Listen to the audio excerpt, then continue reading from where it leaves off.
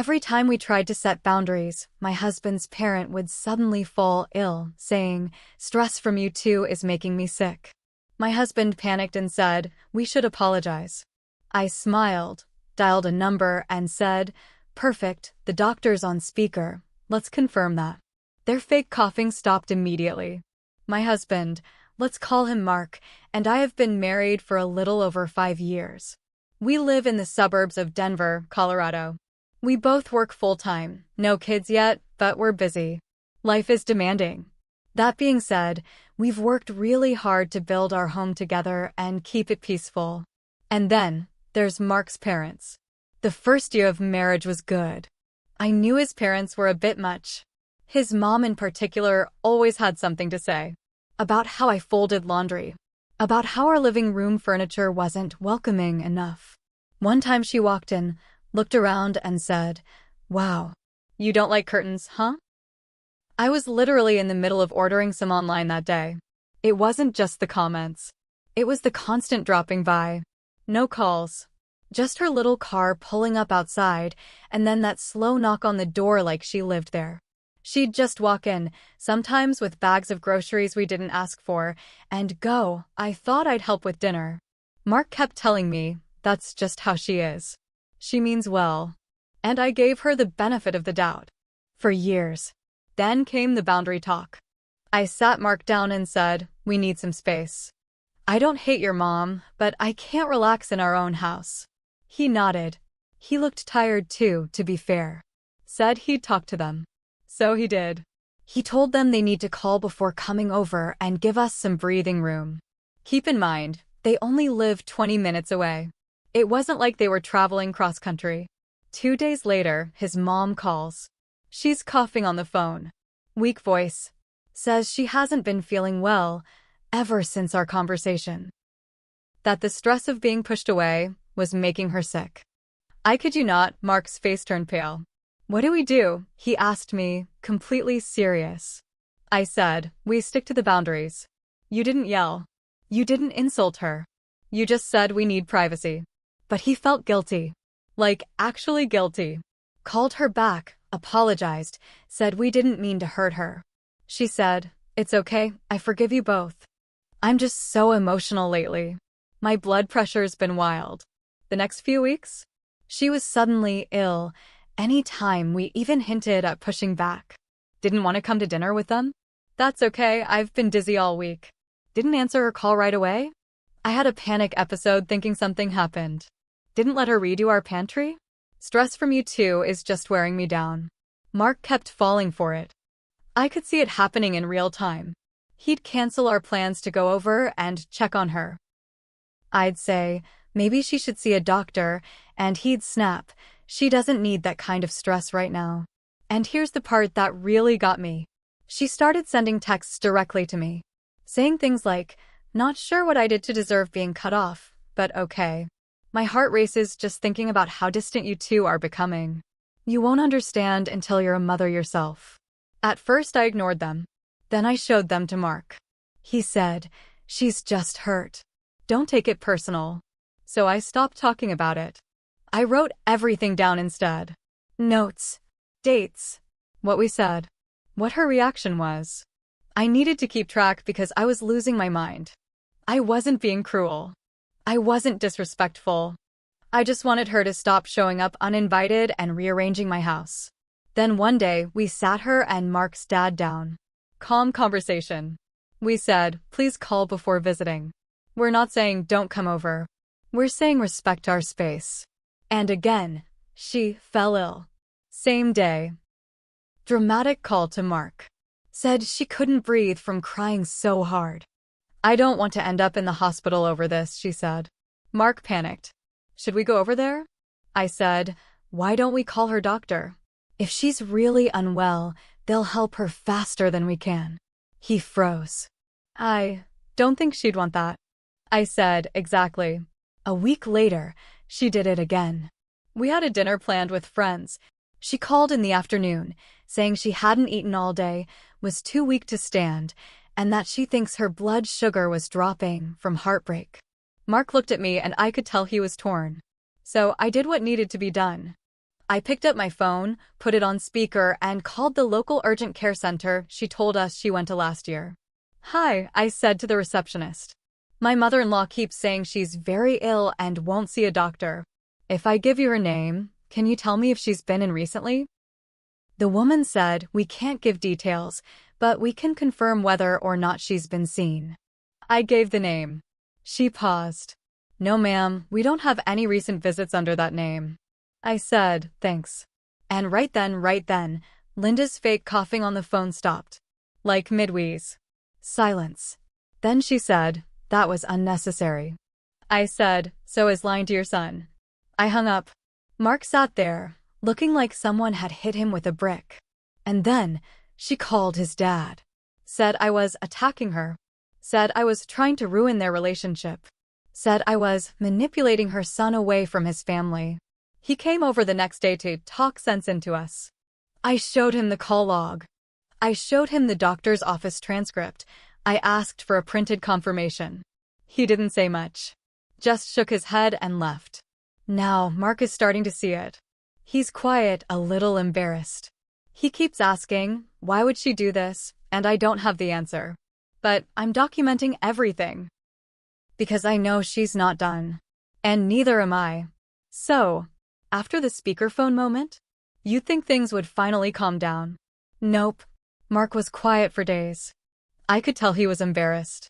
Like everything finally hit him. He wasn't angry at me, but he was shell-shocked. He kept pacing the living room, saying stuff like, "I can't believe she did that, and was it all fake this whole time?" But while we were trying to process it, his mom was busy behind the scenes. 3 days later, Mark's sister, let's call her Rachel, called him. I could hear her yelling through the phone. "Are you really letting your wife spy on Mom? What kind of man does that?" Mark tried to stay calm. "We didn't spy. She lied." Over and over. Rachel didn't want to hear it. "She's been crying nonstop.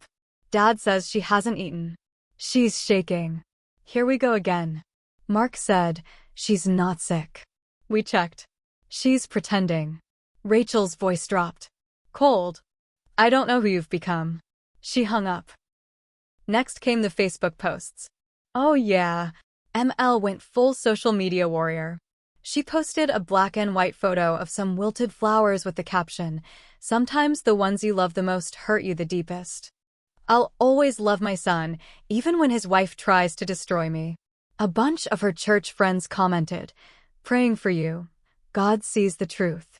Stay strong, sweetie. You're such a good mother. This is not your fault." And then came the kicker. Someone, probably Rachel, made me a long message. It started with, "I didn't want to get involved. They always say that," and ended with, "Maybe you should reflect on how you might be the problem." I didn't respond. Instead, I printed it. Added it to the binder. Yup, I have a binder now. Labeled MLBS. Mark was still processing everything, but even he couldn't ignore what was happening. Until one night, he came home from work looking pale. He said, "You're not gonna like this." I asked what happened. Apparently, his mom called his boss. Yup. She found his work number and told the receptionist she was his mother and it was an emergency. She told them Mark was being emotionally manipulated at home and that she was worried for his mental state. Let me repeat that. This woman called her grown, married son's job to tell them I was emotionally abusive. I asked, "What did your boss say?" Mark laughed, but it wasn't a happy laugh. Luckily, my boss thinks she's nuts. He pulled me aside and said, "Family drama? I get it. Keep your personal life personal." But he also said, "If it happens again, we'll have to make a note of it." I sat down. My hands were shaking. "So now she's trying to get you fired." Mark didn't say anything. He just stared at the wall. Then I said something I never thought I'd say. "We need to go no contact." He blinked.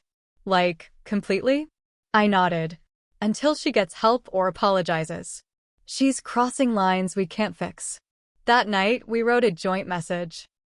Short and simple, "We're taking space. Please respect our request and do not call, visit, or involve others. We are not open to communication right now." We sent it to his parents. And his sister. then turned off our phones.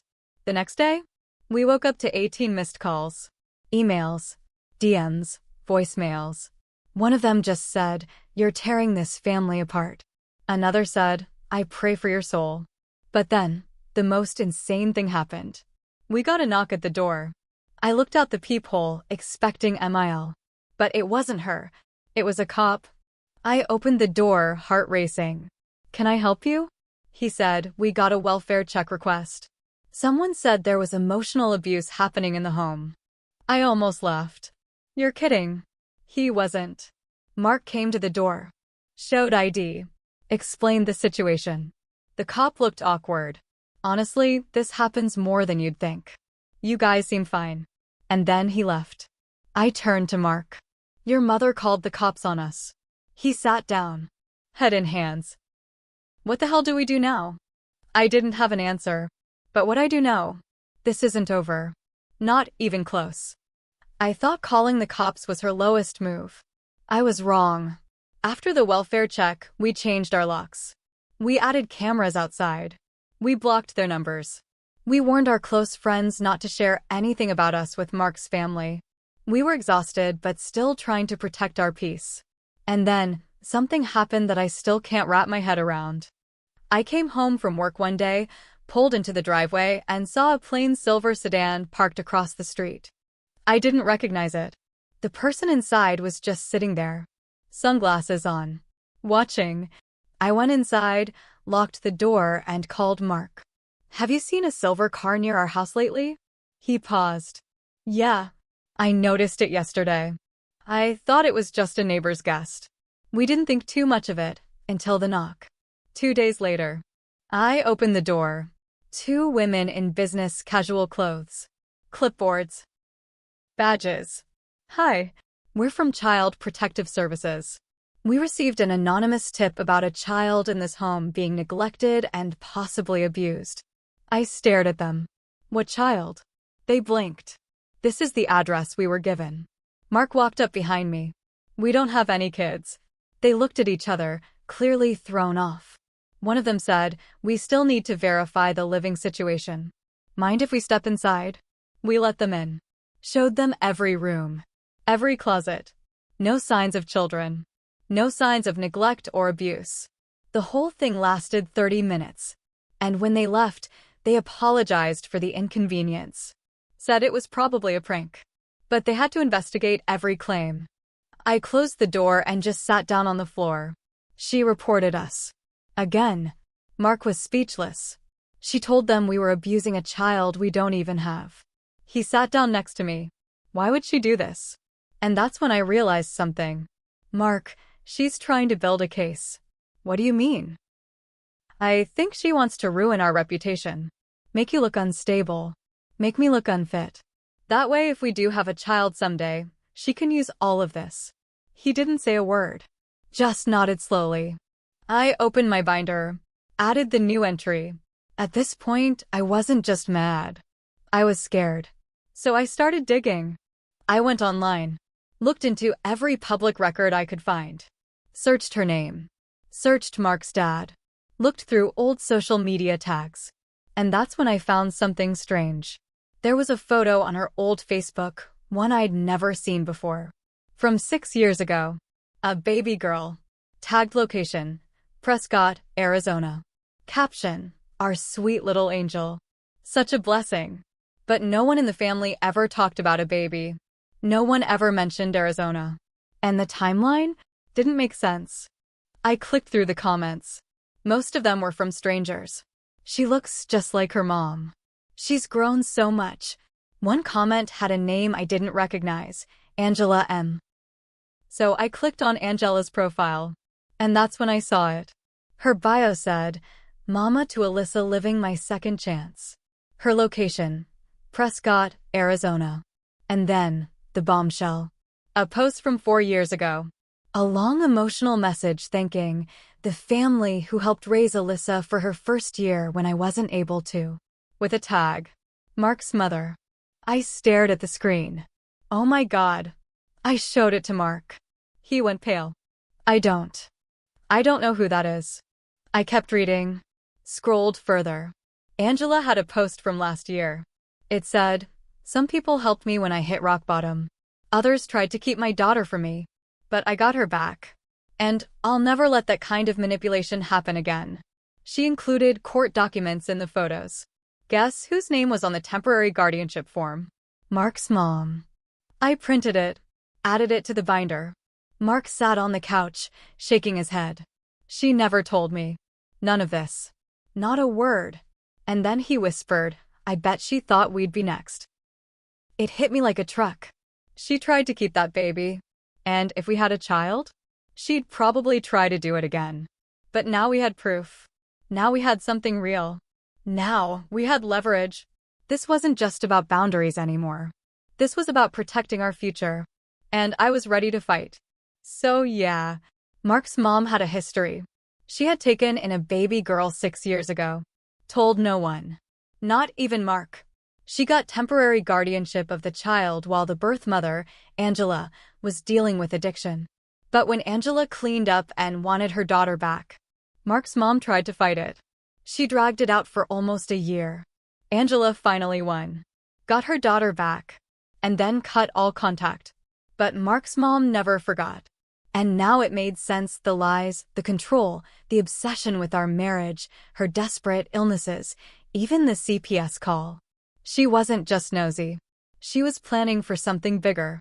She wanted a child. Ours. That was the final straw for me. I told Mark, we're not just going to defend ourselves anymore. We're going on offense. We called a lawyer. We showed her everything, the emails, the fake illnesses, the CPS report, the Facebook screenshots, the court documents from Arizona. She said, "You have more than enough to file a restraining order." So we did. 2 weeks later, she was served. The next 48 hours? Pure chaos. She showed up at our house screaming at the top of her lungs. Bangs on the door. Accusing me of brainwashing her son. Said I was a witch. A demon. Even yelled, "God will punish you." We didn't open the door. We just watched the whole thing through our security camera. We recorded everything. Mark turned to me, voice flat. "I think my mom's officially lost it. But here's where I messed up." I posted the video. Yep. That clip of her screaming on our porch? I uploaded it to a private Facebook group for our neighborhood, warning people to be cautious of her. One of the members recognized her from church. Shared it outside the group. It went viral. 10,000 views. 50,000. Then 100,000. Comments were brutal. "This woman needs serious help. Imagine being her daughter-in-law. Someone please take her phone away." It got so bad her church kicked her out. Even Mark's dad left her. Said he couldn't do it anymore. He filed for divorce. Moved in with his brother in Nebraska. Mark's sister Rachel blocked us both. Said we ruined everything. But that's not all. Angela, the mother from Arizona, saw the video. She messaged me privately. She said, "I've stayed quiet. But I think it's time the whole truth comes out." She shared documents. Emails, voicemails, all from the time she was trying to get her daughter back. Messages from Mark's mom, calling Angela unfit, trash, and a useless mother. She even tried bribing a social worker to delay the case. We forwarded it all to the attorney. Mark's mom lost her job after the video spread and the new info came out. She worked at a private school. They told her not to come back. Too much bad press. She called us again. Left a long voicemail sobbing. Said she had nothing left. I didn't respond. But here's the part that hurts to admit. Even though we won, it changed us. Mark doesn't talk to most of his family now. He feels like an orphan. Like he lost his whole past. He drinks more. Smiles less. Me? I became bitter. Distrustful. Cold. I used to think setting boundaries would bring peace. But when those boundaries get attacked hard enough, something else happens. You build walls. High ones. And you never really relax again. We haven't tried for kids. Not yet. Maybe not ever. Because now I know what some people are capable of.